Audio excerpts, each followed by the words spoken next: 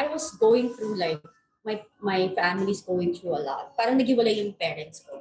And hirap ang buhay namin that time. Tapos parang ako kasi, wala akong bisyo. So, wala akong ibang pupuntahan. Di ba, hindi ako yung batang umiinom ka ng time na yun. Hindi ako ganun. So, yung maganda lang doon, like, may naging kaibigan ako, doon lang niya ako din.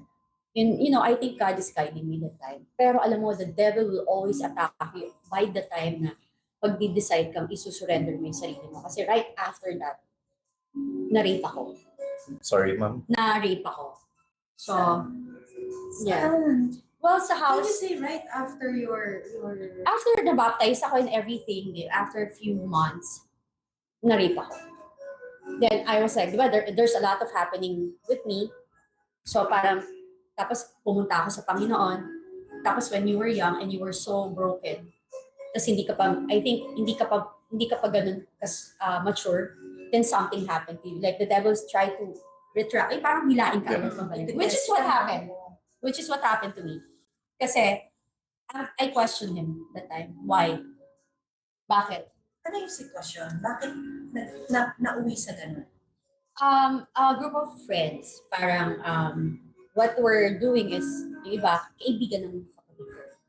So, like, kasi kami ang kuya ko, inseparable kami before. At that time, hindi ko alam na nagda-drugs na siya.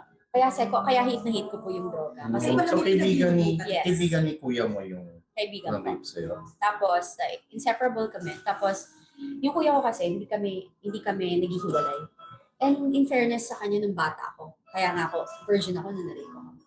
Kasi he was always there for me. Nakaprotect ako with friends. That's, that specific time na unexpected kasi kaibigan niya yung gumawa. Kasi bumili sila ng ice. Naiwan lang ako. Sa bahay? Sa bahay nung grupo. May isang friend na may-ari ng bahay, doon uminom. Oo. And hindi mo expect. Hindi mo expect na gagawin yun. Kasi super close ako. Alam mo yung ako, typical na batang babae. Hindi na bata. Pero kasi if you're surrounded with guy, tapos nasanay ka lumaki kasama lahat, parang kuya mo eh. So sinasakyan ko sa likod, nakalimutan ko, nag-grow na yung boobs. You know what I mean? Di ba? Parang Wala ka talaga mali siya. Wala.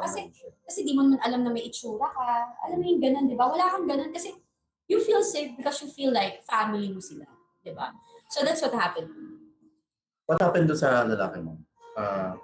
Nagdemanda ka ba? Pinakulong mo? Sinumbong? Or Hindi ko sinumbong kasi nga, okay, tabu sa family ko yun. Very conservative yung family ko.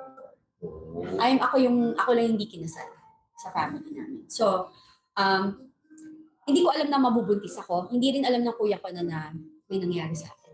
pero naging kayo? Hindi. Eventually? Hindi. Never. So nabuo yun? Yung parang, yeah. Tapos parang yun na. Nabuo siya. Yun yung first child ko.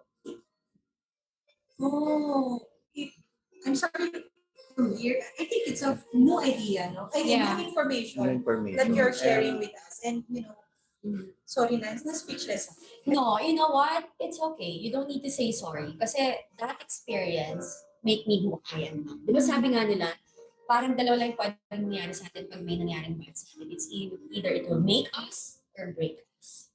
And I guess yung Diyos talagang, siguro din, sa akin, yung naramdaman ko noon, dinala niya ako dyan sa posisyon na yan para maging okay ako, maging matatag ako sa kung ano nang dadaan. Baka ito nga di ba? Kaya ako nandito na.